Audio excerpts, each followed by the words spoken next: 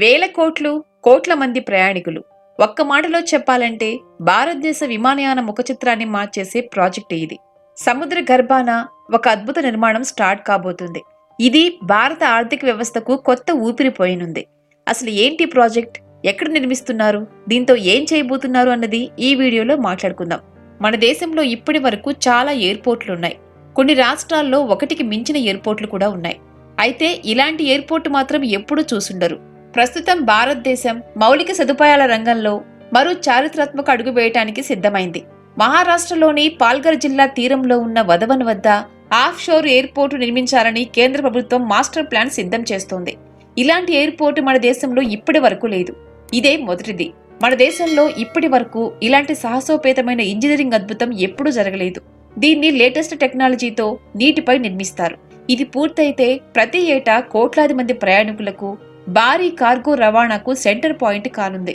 ఈ ఎయిర్పోర్టు భూమి మీద కాకుండా సముద్రంలో కృత్రిమంగా ద్వీపాన్ని సృష్టించి అక్కడ దీన్ని నిర్మిస్తారు. దీన్ని ఆఫ్ షోర్ ఎయిర్పోర్టు అంటారు. ముంబై లాంటి మెట్రో నగరాల్లో ఇలాంటి ఎయిర్పోర్టు కట్టేందుకు ప్లేస్ దొరకదు. అందుకే సముద్రాన్ని భూమిగా మార్చి విమానాశ్రయం కట్టాలని అనుకుంటున్నారు.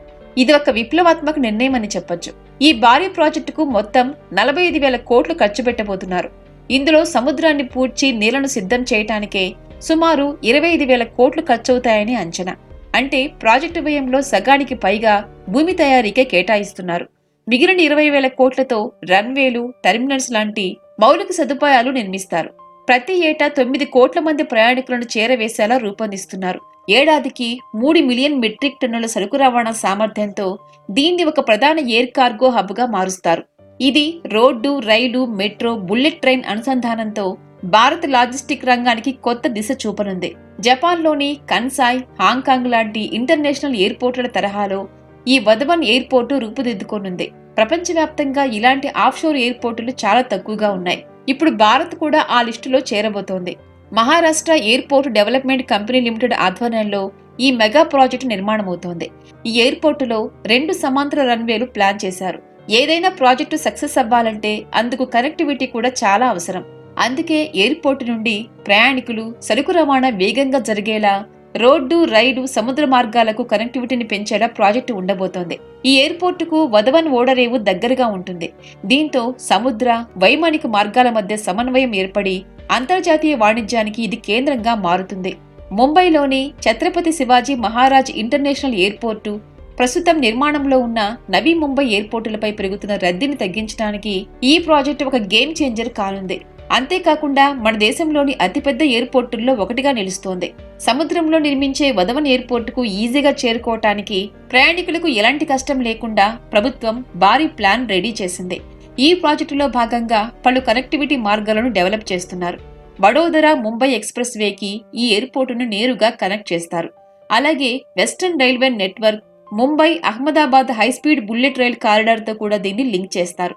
దీనివల్ల గుజరాత్, మహారాష్ట్రలోని వివిధ ప్రాంతాల నుంచి ప్రయాణికులు చాలా తక్కువ సమయంలో ఎయిర్పోర్టుకు చేరుకోవచ్చు. అలాగే ఉత్తన్ విరార్ సీ లింక్ ద్వారా కూడా రోడ్డు మార్గాన చేరుకునే అవకాశం కూడా ఉంటుంది. మహారాష్ట్ర ఎయిర్పోర్ట్ డెవలప్మెంట్ కంపెనీ ఇప్పటికే దీనికి సంబంధించిన ప్రీ ఫీజిబిలిటీ స్టడీ చేసింది. ఇది కేవలం ఒక ఎయిర్పోర్టు మాత్రమే కాదు, India, middle east, Europe economic కారిడార్లో కీలక భాగం కానుంది. వధవన్ పోర్టు ఈ ఎయిర్పోర్టుతో కనెక్ట్ అవటం వల్ల మన దేశ కంటైనర్ నిర్వహణ సామర్థ్యం 23.2 మిలియన్ TEUలకు పెరుగుతుందని అంచనా. వధవన్ పోర్టు ద్వారా వచ్చే భారీ కంటైనర్లు, ఎగుమతులు దేశ జీడీపీలో కీలక పాత్ర పోషిస్తాయి. దీనివల్ల లక్షలాది మందికి ప్రత్యక్షంగా, పరోక్షంగా ఉపాధి లభిస్తుంది.